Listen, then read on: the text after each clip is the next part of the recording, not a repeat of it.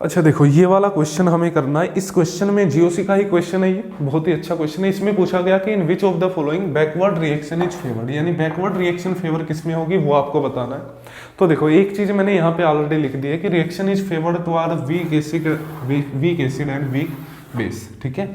अच्छा, अब इसमें गड़बड़ क्या करते हैं बच्चे कि वीक एसिड वीक बेस देखते टाइम गड़बड़ कर देते हैं। तो मैं आपको इसकी एक ट्रिक बताता हूँ। क्या है ट्रिक? नहीं, वो जनरल कॉन्सेप्ट है, अप्रोच है इस तरह के क्वेश्चन की कि आप कुछ मत देखो एसिड बेस, सिर्फ आप बेस देखो।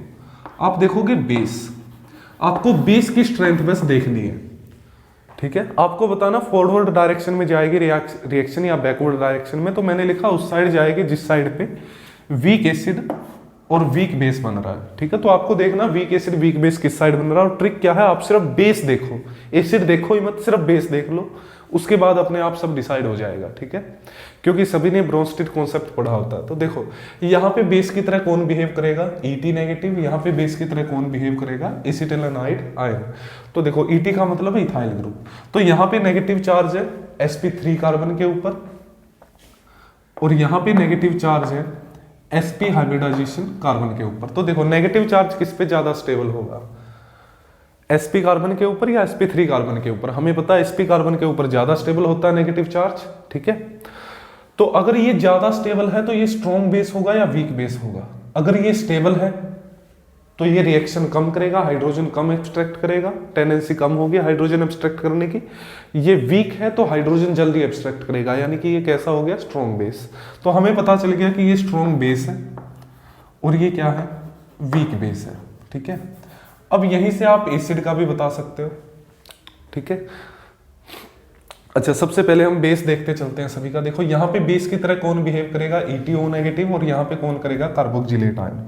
और हमें पता है कि कार्बोक्जिलेट आयन ज्यादा स्टेबल होता है और इथोक्साइड आयन कम स्टेबल होता है। तो अगर ये कम स्टेबल है तो ये क्या हो गया, स्ट्रॉन्ग बेस, और अगर ये ज्यादा स्टेबल है तो ये क्या हो गया, वीक बेस, ठीक है। सिर्फ बेस देखते चलो, अभी बाद में सब क्लियर हो जाएगा। अच्छा, यहाँ पे बेस की ये तो एसिड की तरह बिहेव करेंगे पॉजिटिव वाले, बेस की तरह कौन बिहेव करेगा, एक ये और एक ये। अब इनमें से आपको बताना ज्यादा बेसिक कौन है। तो देखो, सबसे पहले ये आपने जरूर पढ़ा होगा कि H2S ज्यादा एसिडिक होता है वाटर से। क्यों? क्योंकि H पॉजिटिव रिलीज करने के बाद यहाँ SH नेगेटिव बनता है और यहाँ OH नेगेटिव बनता है, और OH नेगेटिव कम स्टेबल है, SH नेगेटिव ज्यादा स्टेबल है। यानी कि हमें ये जरूर पता है कि जो SH वाला है वो ज्यादा एसिडिक है, ठीक है। यानी कि ये स्ट्रोंगर एसिड है, ये वीकर एसिड है। और लेकिन हमें तो बेसिसिटी देखनी है ना। अगर ये वीक बेस है तो एसिड कैसा होगा, ये सॉरी, अगर ये वीक बेस है, ये बेसिसिटी, सॉरी, ये एसिड देखा। अगर ये वीक एसिड है तो बेस कैसा होगा, ये स्ट्रॉन्ग बेस। और अगर ये स्ट्रॉन्ग बेस है तो एसिड कैसा, अगर ये स्ट्रॉन्ग एसिड है तो बेस कैसा होगा, वीक बेस, ठीक है। बेसिसिटी हमने देख ली। और वैसे भी अगर आपको देखना हो ना, ध्यान दो, एक चीज ध्यान देना, अगर आप न्यूक्लियोफिलिसिटी की बात करो, अगर आप न्यूक्लियोफिलिसिटी की बात करते हो तो वो सल्फर की ज्यादा होगी ऑक्सीजन से। एज ए न्यूक्लियोफाइल अगर बिहेव कराना तो सल्फर की ज्यादा होगी, ऑक्सीजन की कम होगी। न्यूक्लियोफिलिसिटी डाउन द ग्रुप हमेशा बढ़ती है। अगर कोई तीसरे पीरियड का या उससे नीचे का तो वो पहले अटैक करेगा सेकंड पीरियड वाले से। तो न्यूक्लियोफिलिसिटी नीचे वालों की ज्यादा होती है। लेकिन अगर इलेक्ट्रॉन डोनेशन टेंडेंसी देखनी हो तो down the group electron donation tendency घटती है, ठीक है। जैसे ये आपने पढ़ा होगा कि NH3 ज्यादा बेसिक है PH3 से, इसी तरह से H2O ज्यादा बेसिक है H2S से, ठीक है। बेसिसिटी डाउन द ग्रुप घटती है, इलेक्ट्रॉन डोनेट करने की पावर डाउन द ग्रुप घटती है। लेकिन अगर न्यूक्लियोफिलिसिटी देखनी है तो डाउन द ग्रुप बढ़ती है, क्योंकि न्यूक्लियोफिलिसिटी में क्या होता है कि सोलवेंट इसको ज्यादा सोलवेट कर लेगा, इसका साइज छोटा, इसको सोलवेट नहीं कर पाएगा ज्यादा। तो जो जितना कम सोल्यूबल होता है उसकी रिएक्टिविटी उतनी ज्यादा होती है, सोल्यूशन जिसका कम होता है उसकी रिएक्टिविटी ज्यादा है। तो यही चीज आपको यहाँ पे अप्लाई करनी है, ठीक है। पर ध्यान रखना, न्यूक्लियोफिलिसिटी अगर देखनी है तो SH की ज्यादा है, OH की कम है। लेकिन अगर बेसिसिटी देखनी है तो OH की ज्यादा है, SH की कम है, ठीक है। अब यहाँ पे देखो, बेस की तरह कौन बिहेव करेगा, OH वाला, और यहाँ पे कौन करेगा, NH2।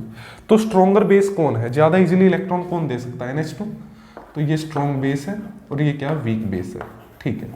अब एसिडिटी देखनी है सभी की। तो देखो, अगर बेस के साथ H पॉजिटिव लगा दे, H पॉजिटिव एक्सेप्ट करा दे, तो जो बनता है वो बनता है कंजुगेट एसिड। ये वीक बेस है तो इसका कंजुगेट एसिड स्ट्रॉन्ग बनेगा, ये चीज आपने जरूर पढ़ी होगी ब्रोंस्टेड कॉन्सेप्ट में कि अगर वीक एसिड है उसका कंजुगेट बेस स्ट्रॉन्ग बनेगा, और अगर स्ट्रॉन्ग बेस है उसका कंजुगेट एसिड वीक बनेगा।